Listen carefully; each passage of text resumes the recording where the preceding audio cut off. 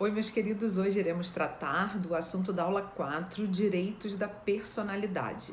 Esses direitos, eles não estavam elencados no Código Civil anterior e eles passaram a elencar o Código Civil de 2002 por conta do artigo 1º, inciso 3 da Constituição Federal, que trata do princípio da dignidade da pessoa humana e está envolvido tanto com os direitos fundamentais quanto com os direitos humanos.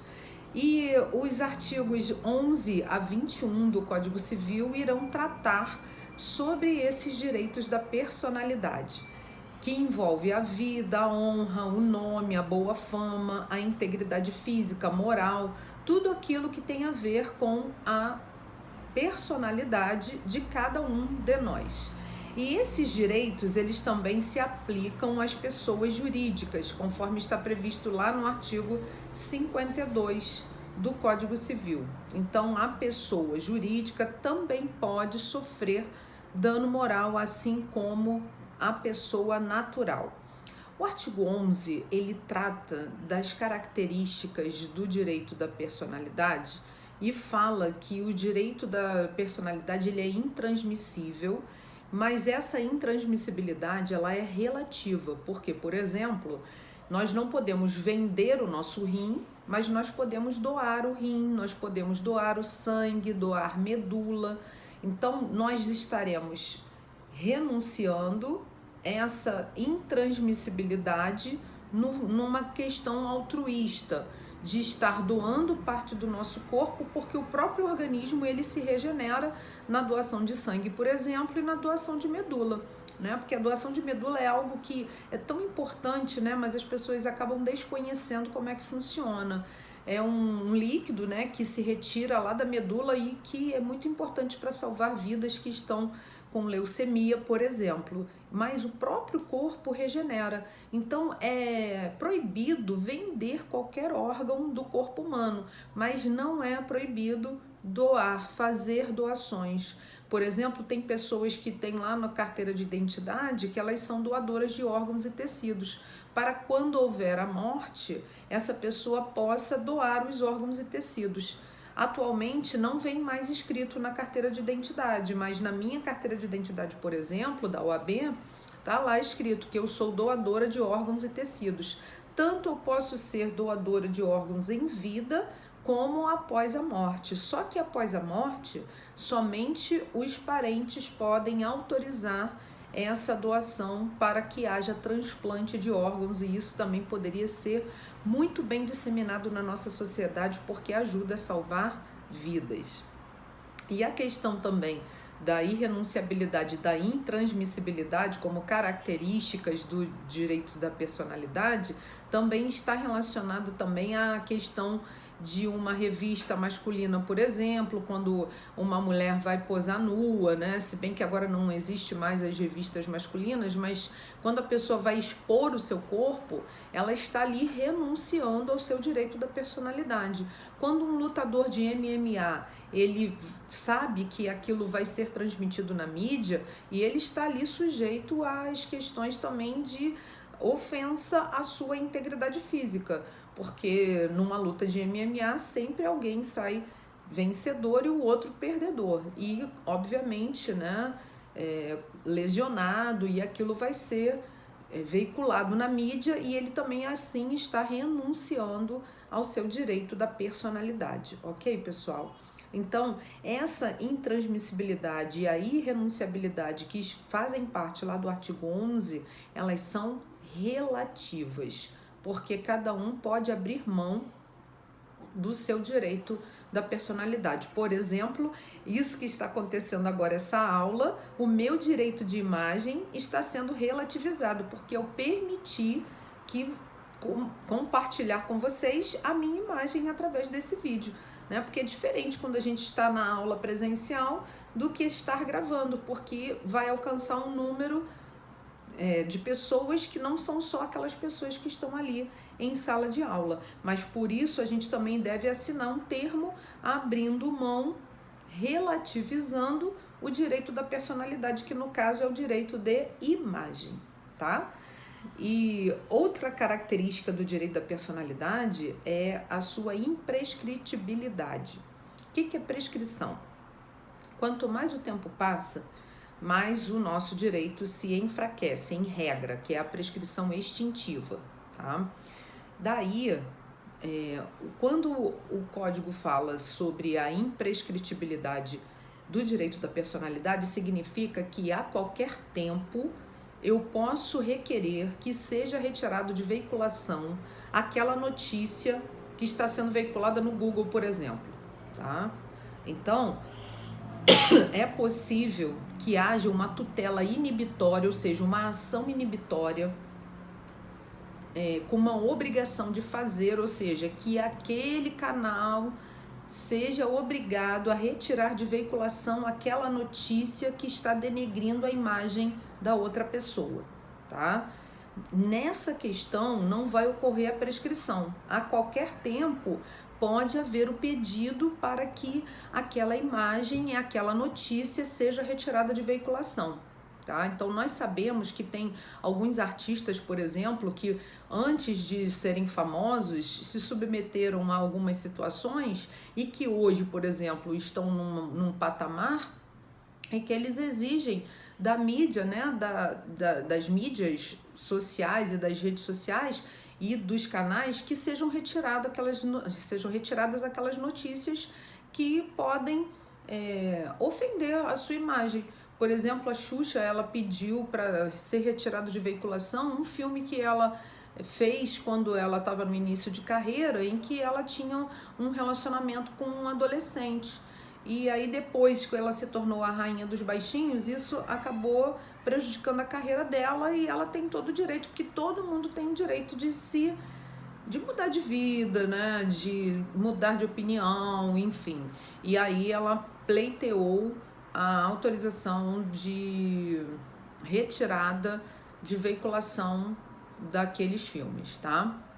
Daí também isso pode acontecer com a questão de revistas masculinas, né? Tem também a Joana Prado, que ela era feiticeira no programa do Luciano Huck, que era quando ele era da Band, e aí depois ela casou com o Vitor Belfort, e ela também pediu para retirar de veiculação as fotos dela quando ela posou para Playboy, que depois ela se tornou evangélica, casada, com filhos, e aí também ela tem esse direito de pedir para retirar, tá? Agora, se alguém denegrir a nossa imagem e colocar algo, né, na internet, na web, em relação a denegrir a imagem, né, ofender, melhor dizendo, a imagem de alguém ou colocar alguma notícia ofensiva, essa ação indenizatória ela vai ter prazo, tá? Porque toda ação reparatória,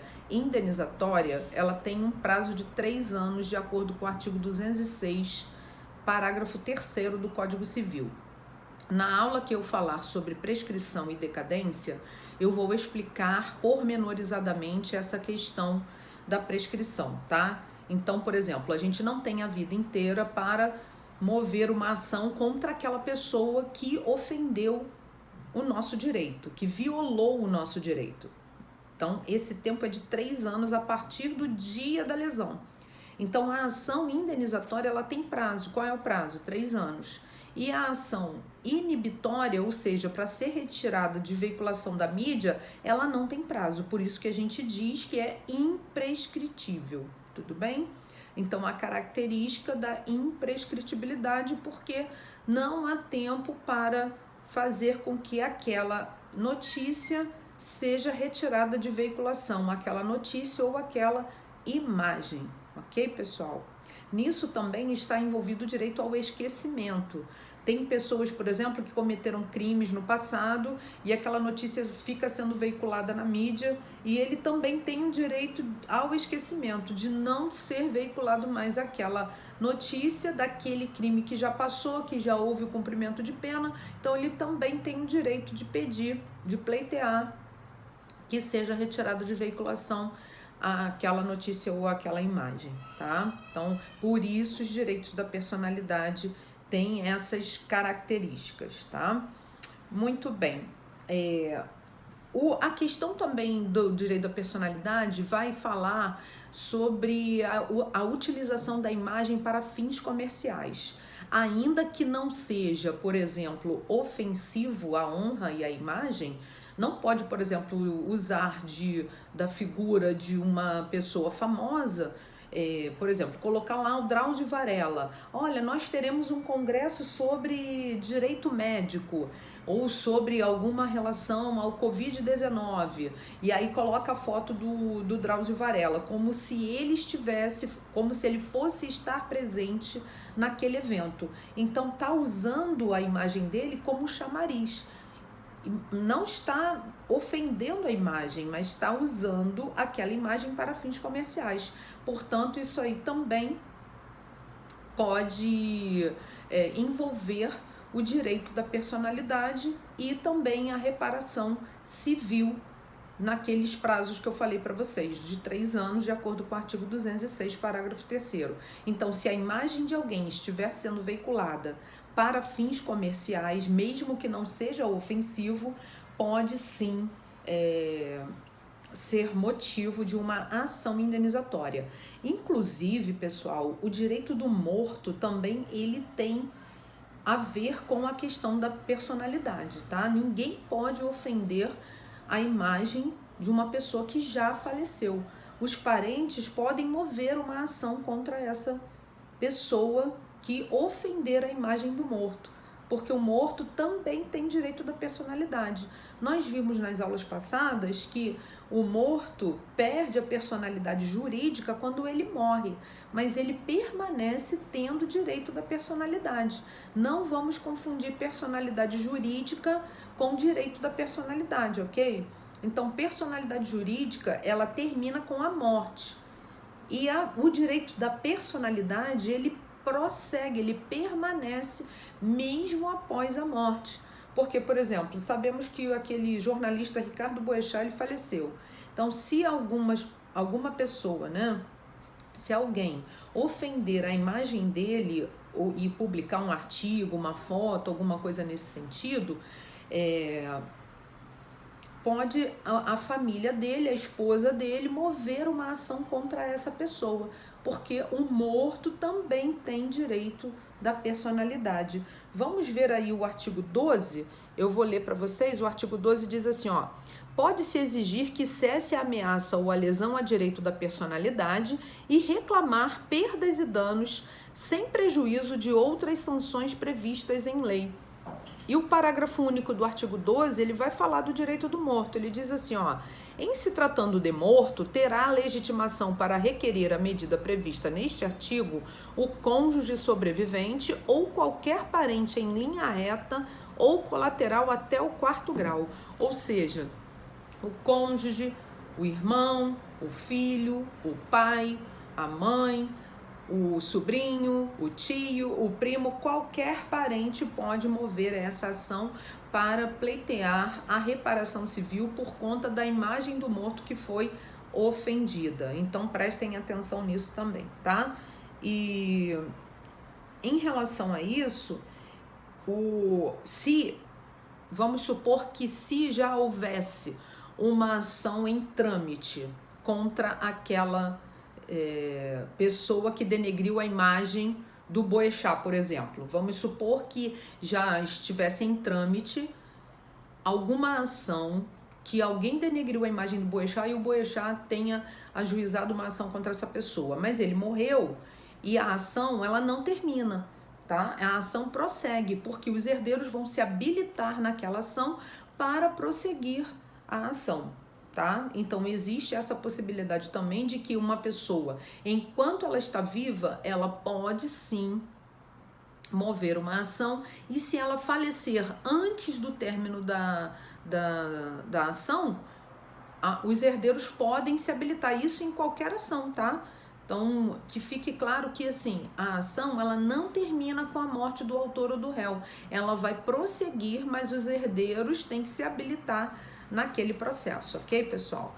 E falando do direito da personalidade versus a liberdade de imprensa, é algo que também causa muita polêmica, tá? Por quê? Porque existe a liberdade de imprensa, mas existe também o direito da personalidade. Só que se a pessoa estiver num local público, ela não pode reclamar de direito da personalidade.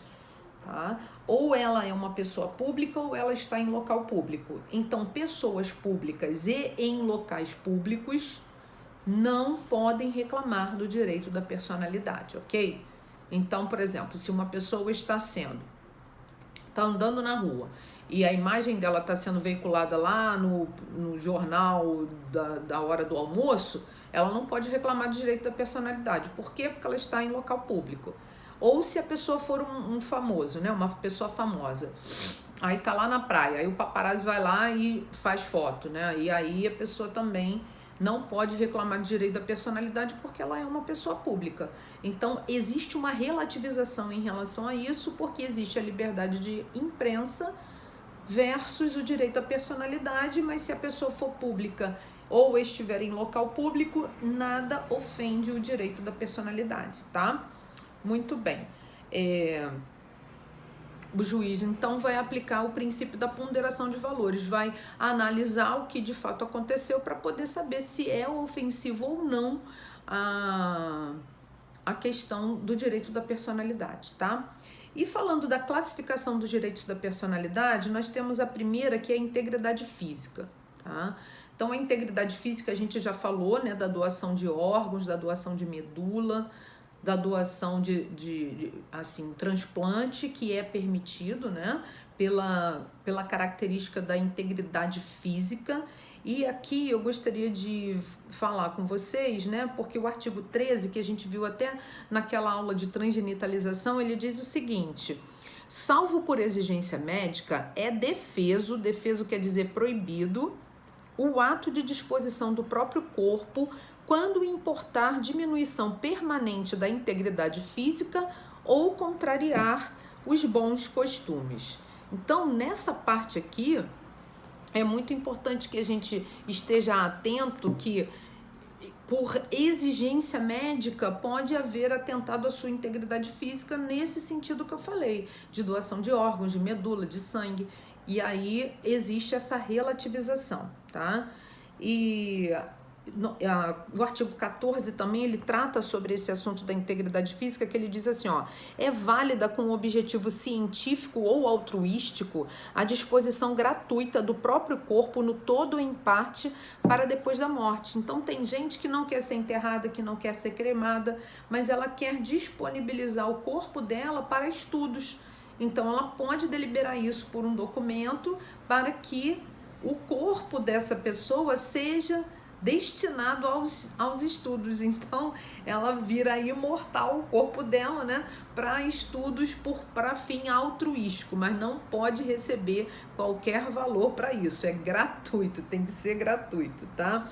E o artigo 15, ele diz o seguinte: ninguém pode ser constrangido a submeter-se com risco de vida a tratamento médico ou a intervenção cirúrgica. Olha só que interessante isso, né? Então, ninguém pode ser obrigado a um tratamento médico invasivo ou degradante. Isso tem a ver com o enunciado 403, que é até um artigo que eu escrevi para participar de um congresso lá em Madrid sobre testamento vital. O que é o testamento vital? Se a gente tem direito a uma vida digna, a gente também deve ter direito a uma morte digna.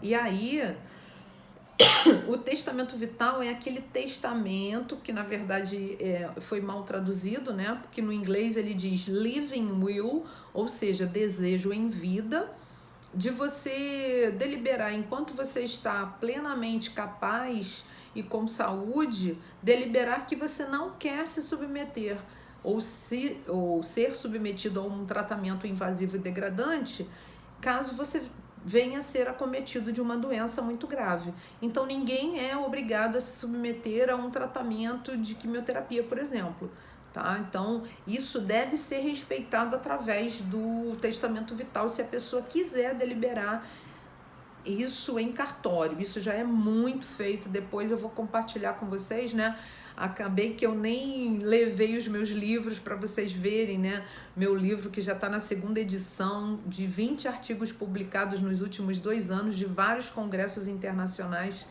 que eu participei, e um desses artigos, que é um dos que eu mais gosto, é sobre o testamento vital, que foi muito difícil terminar ele, né? Porque é a pessoa escolher que ela não quer se submeter a um tratamento invasivo e degradante, mas ela também, a gente tem que comparar também a ciência com a fé, que é algo que às vezes entram em conflito, né? Porque onde entra a fé e o milagre, a razão, ela não tem vez.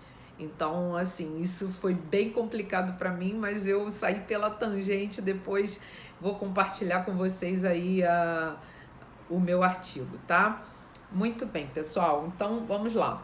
E a segunda proteção é a proteção intelectual. Sabemos que a propriedade intelectual é a propriedade imaterial, que é a criação de uma obra, de uma música, de um livro, por exemplo, que são considerados propriedades intelectuais. Então, nós temos a Lei 9.610 de leis autorais, tá? Dos direitos autorais, e temos também a Lei de Proteção à Propriedade Intelectual, que é considerada marcas e patentes, tá?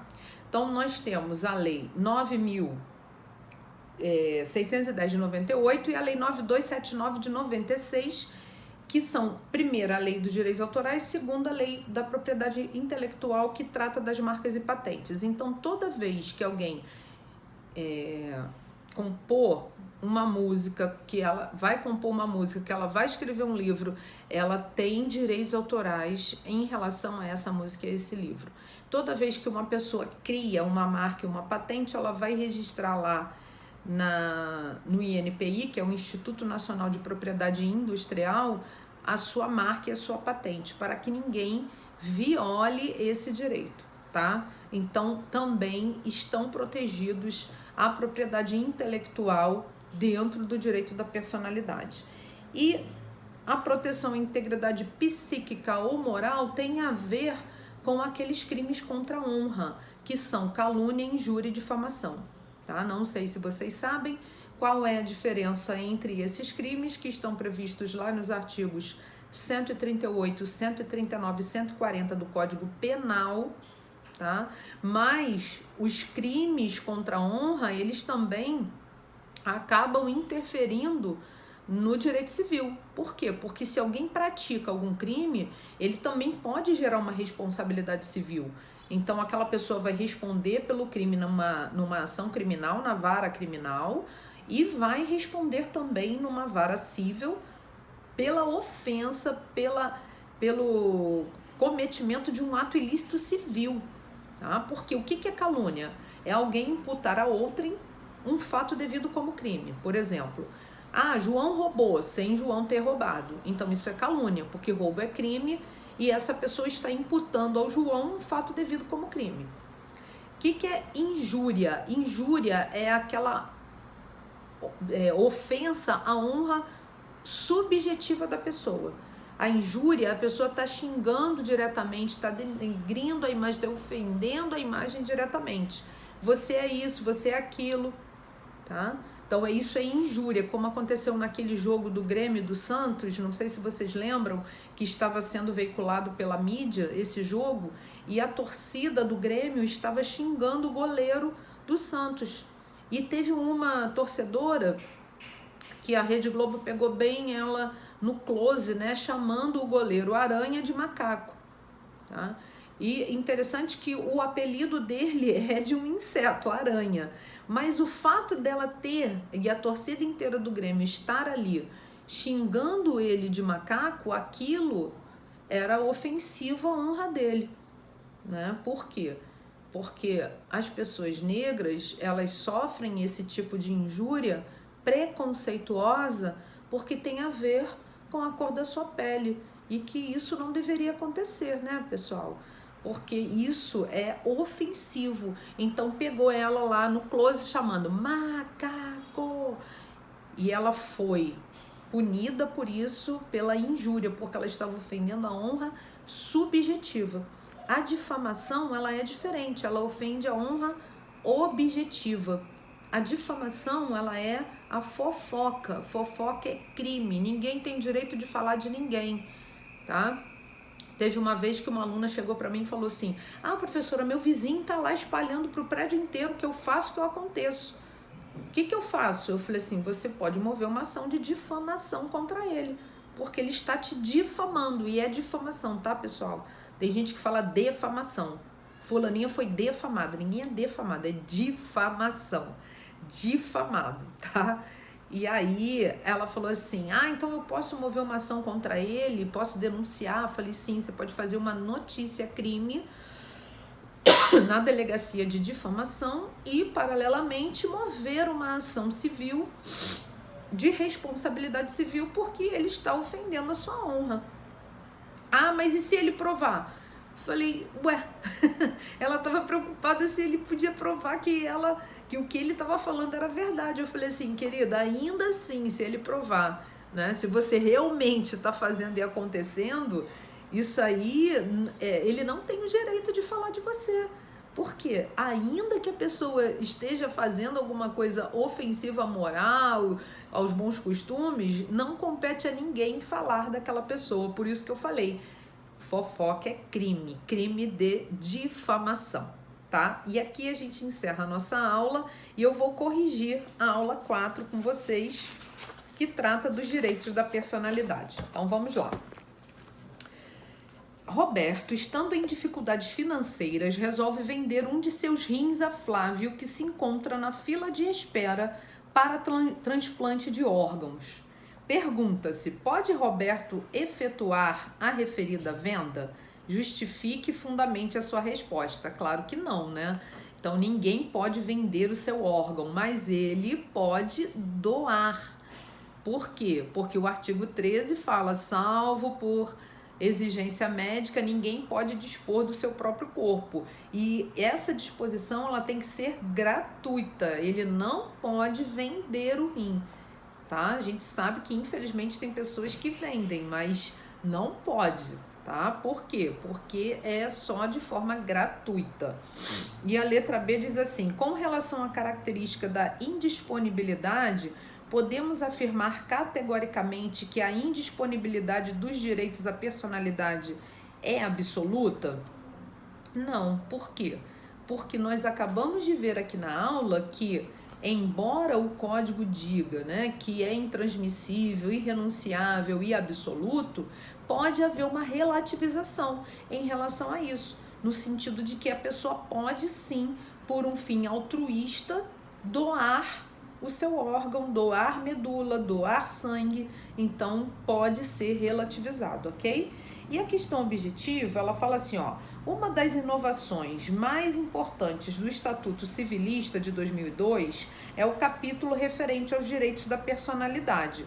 No que diz respeito aos direitos da personalidade, o Código Civil vigente prescreve que é a alternativa B.